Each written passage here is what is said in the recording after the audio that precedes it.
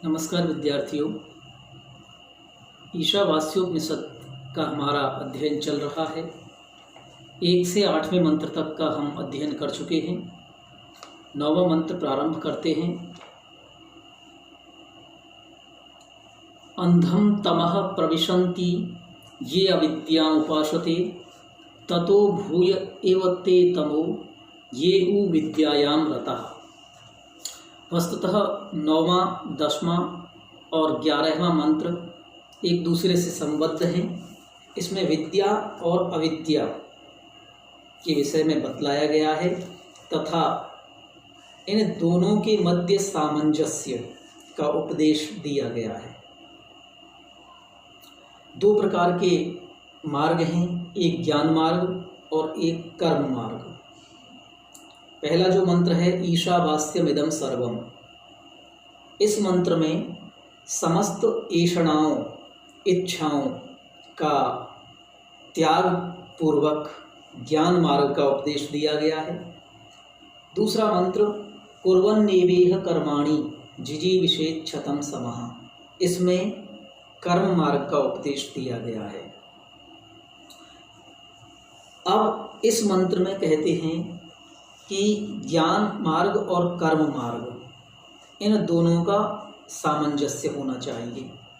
इसी बात को स्पष्ट करते हुए कहते हैं कि अंधम तमः प्रविशन्ति ये अविद्याम् उपासते ततो भूय एव ते तमो ये उ विद्यायां रताः।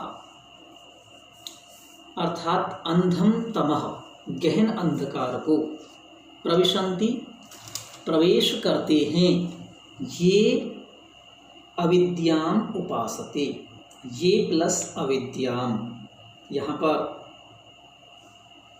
एंगः पदांतादति सूत्र से पूर्व रूप है। ये प्लस अविद्याम आ ए में मिल गया तो पूर्व रूप हुआ। पहचान के लिए अवग्रह लगा देते हैं। ये अविद्याम उपासते, जो कर्म मार्ग की उपासना करते हैं। ततो भूय एव ते तमः ये उ विद्यायां रतः। ततः प्लस भूयः, हर्षिच से उत्त विसर्ग संधि है यहाँ पर।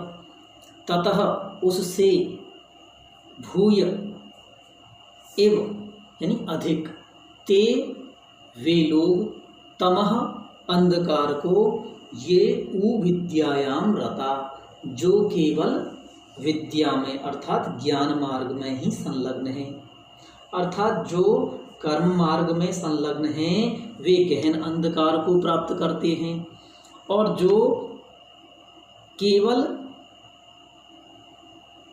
ज्ञान मार्ग में संलग्न हैं वे उससे भी अधिक गहन अंधकार को प्राप्त करते हैं। पुनः एक बार, यहाँ पर अविद्या का अर्थ कर्म मार्ग और विद्या का अर्थ ज्ञान मार्ग से है। अर्थात जो अंधम तमः प्रविशन्ति ये अविद्याम उपासते, ये अविद्याम उपासते ते अंधम तमः प्रविशन्ति, जो अविद्या अर्थात कर्म मार्ग की उपासना करते हैं वे गहन अंधकार में प्रवेश करते हैं। ततो भूय एव ते तमो य उ विद्यायां रता, ये उ विद्यायां रता ते ततः भूयः तमः। अर्थात जो केवल विद्या अर्थात ज्ञान मार्ग की ही उपासना करते हैं वे उनसे भी अधिक गहन अंधकार में प्रवेश करते हैं। ये 9वें मंत्र का अर्थ हुआ। इसके बाद अगला 10वां मंत्र है अपना अन्यदेवाहुर्विद्यया अन्यदाहुरविद्यया इति सुश्रुम धीराणाम ये नस्तद विचक्षिरे।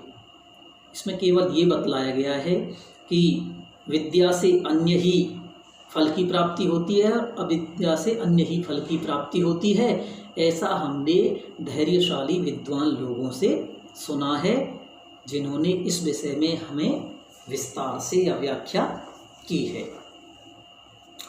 तो अन्य देवाहुर विद्यया अन्य देवाहुर अविद्यया,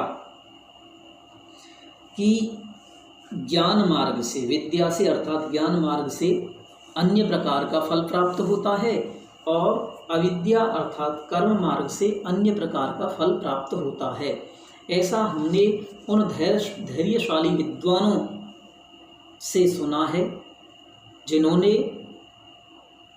इसके बारे में हमें विस्तार से समझाया है।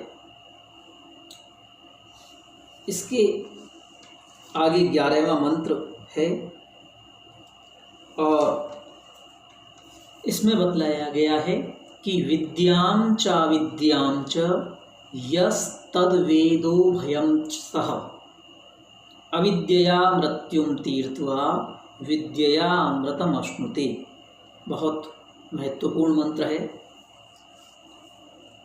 अब विद्यां चाविद्यां च, विद्या और अविद्या को, उभयं सह वेद, जो इन दोनों को साथ साथ जानता है, अर्थात जो विद्या और अविद्या अर्थात ज्ञान मार्ग और कर्म मार्ग इन दोनों को साथ साथ जानता है, वह अविद्या मृत्युं तीर्त्वा, अविद्या से अर्थात कर्म मार्ग से मृत्यु को पार करके विद्या अमृतम अश्नुते, विद्या से अमरत्व अर्थात अमरता को प्राप्त करता है। तो इस प्रकार से 9वां, 10वां और 11वां मंत्र ये तीनों संबद्ध हैं और इसमें विद्या और अविद्या इन दोनों में सामंजस्य बनाने का उपदेश या सामंजस्य स्थापित करने का उपदेश दिया गया है।